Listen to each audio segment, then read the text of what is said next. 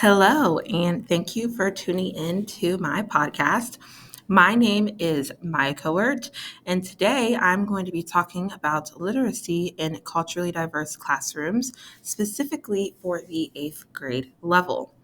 So, to start off today's podcast, I'm going to identify five or more student specific developmental, cultural, and language characteristics. Now, these can differ across different selected grade levels, but of course, we are focusing on eighth grade today. So, I'm going to read them off for you. We have academic readiness levels, physical development and motor skills, social emotional maturity, cultural background and experiences, and language proficiency and literacy skills. Now, all of these should be considered when planning instruction.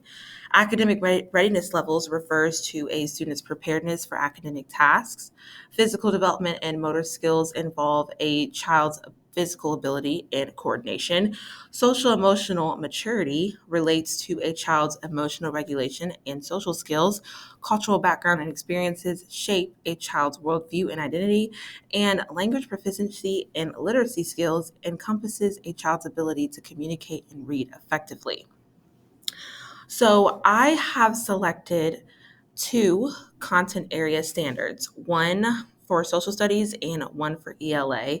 And these will be the focus of the eighth grade level content area for my students. So I'm going to read these off. These are basically examples. Okay, so for social studies standard for eighth grade, we could integrate visual information. For example, that could be charts, graphs, photographs, videos, or even maps with other information in print or in digital text. And this is a very, very great way to also still implement the other planning instructions. In your classroom. For the ELA standard, you could cite textual evidence to support analysis of primary and secondary sources. So these standards focus on critical skills like analyzing and integrating information from various sources, which are essential for both social studies and ELA at the eighth grade level. So, next, I'm going to identify one informational or expository text, and one imaginative literary text that are academically and developmentally appropriate for eighth grade students. Um, these could be paired to address the selected content areas of social studies and ELA. I will also explain why this is important that the selected text be free of cultural biases and sensitive to students' personal, family, and community experiences and cultural norms. So, the first one is the informational slash expository text, and the one that I found was Brown Girl Dreaming by Jacqueline Woodson. This is a memoir in verse about the author's childhood and coming of age during the civil rights movement. This is perfect for whether you're teaching ELA or social studies. I think it moves perfectly with ELA. There's a lot of things that you could do in this book, but it also moves perfectly with social studies as well because it's a historical memoir. The second one is an imaginary literary text, and it's called Esperanza Rising by Pam Munoz Ryan.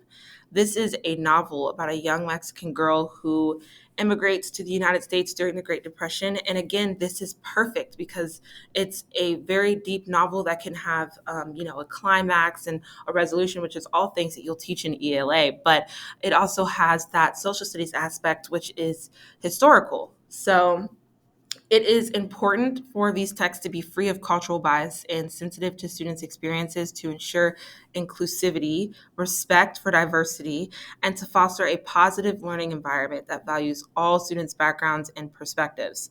This can help students connect with the material, and it also helps them feel represented, and it helps develop empathy and understanding for different cultures and experiences in the classroom.